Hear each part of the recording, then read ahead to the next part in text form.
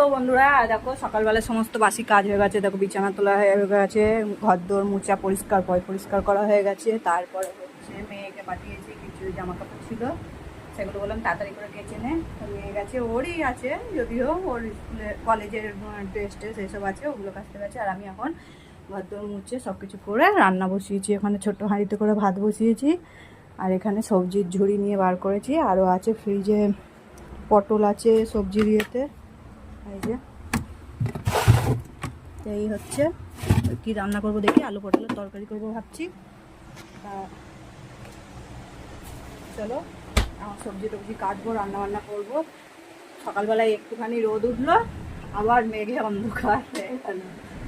আর ভালো লাগছে না, বৃষ্টি বৃষ্টি কবে যে ছাড়বে বুঝতে পারছি না। একটা ঘর দুয়ার যাদের আছে তারাই বুঝবে যে কি অবস্থা হয় বর্ষা বাদলের দিনে। তো যাই হোক, চলো এখন রান্না বান্না চাপাই, চাপিয়ে